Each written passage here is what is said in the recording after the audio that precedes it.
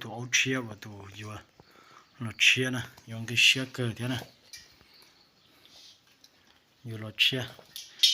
đây là tu thao kia tu thao kia nè dùng trâu tự tao dùng trâu tự làm lại đúng chia thế xí nè im lại cũng một khó đủ thế tụi nó dùng trâu chấp lỡ thế khó chấp lỡ tụi nó bữa tết mới tọt tỏn thua ta đi nè nó sẽ cho blog cuồng cờ nó xí nè tụi mà blog xí ở blog cuồng cờ xí nè đây đây đây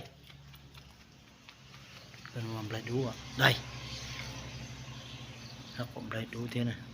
đây đây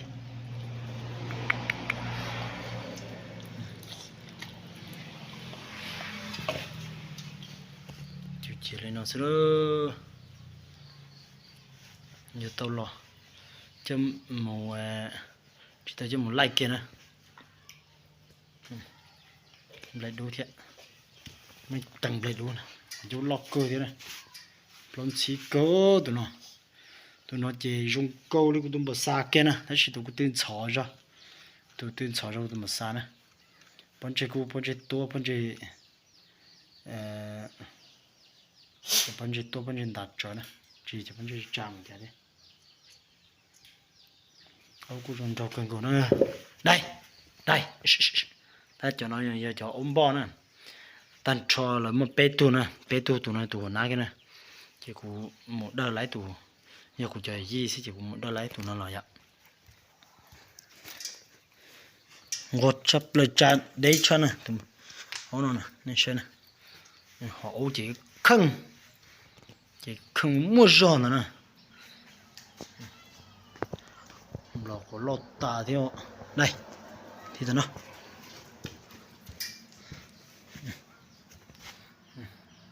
lò có lọt cơ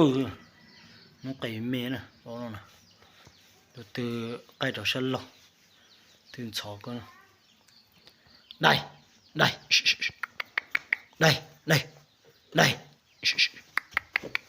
nếu bị hụt đài đó nè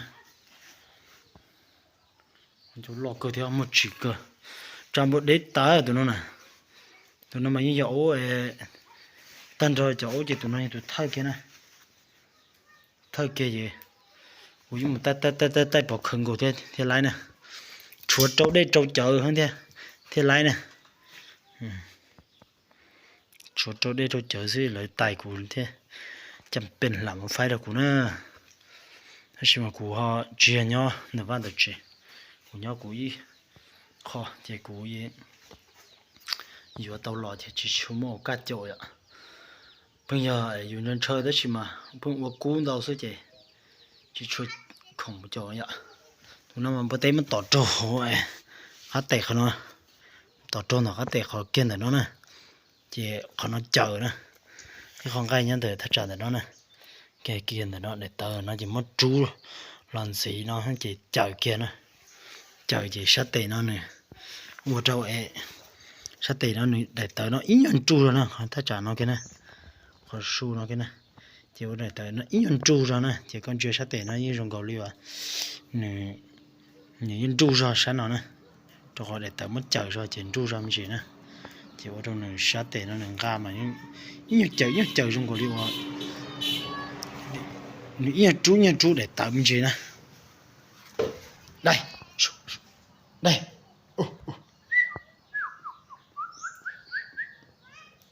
cả sợi ạ chỉ có mấy cho sợi bé trai nè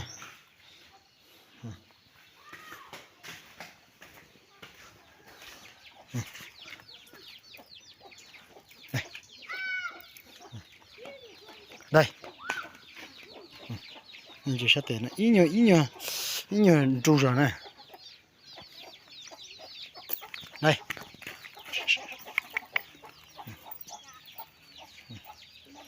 sát tệ nó ít nhiều trâu rồi này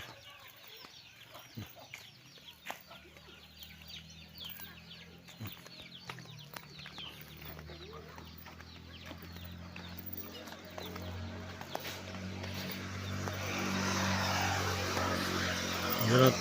ta nói chi khi thế này Kiri thế gì vậy nhỉ? Sai chú cái đó tụi ông nè. Bao nhiêu cả? Ồ đây. Tụi ông nó sai chú cái, bây giờ là tuyến để chơi nó rồi ta. Ní chuyện chơi của nó nè, ní chơi của tụi phong chơi thế nè, ní chơi của tụi bơi thế nè. Của tụi bơi mà nó hắn chơi chấp lệ, đâu tụi bơi nhau của sự. Xin mình đời của mình họ chuyện chơi đi nó nè tụi ông nè.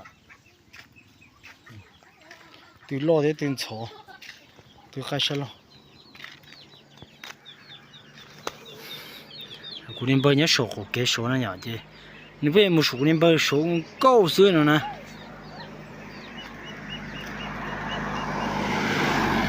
Đây, luôn trôn trần nó số, anh sao không mua lại hai giống mà luôn mà trôn trần thế nè, đây, đây, đây, đây, đây, những chỉ tông chơi của cái này, có chọc rồi gì rồi bị cú điên bơi xưa. Hay sao họ nữ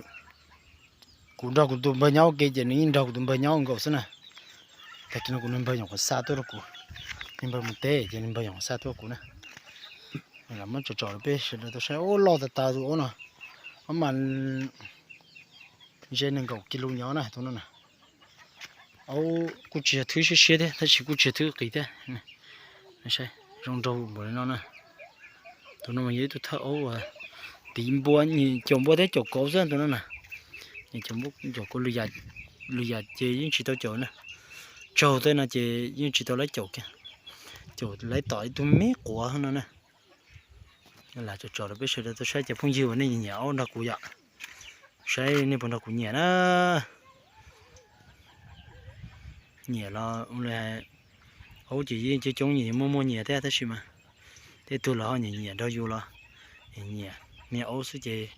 nhẹ là bé sư phải như lấy nè cũng như nhỏ cũng như nên không vô là ta lấy thế nè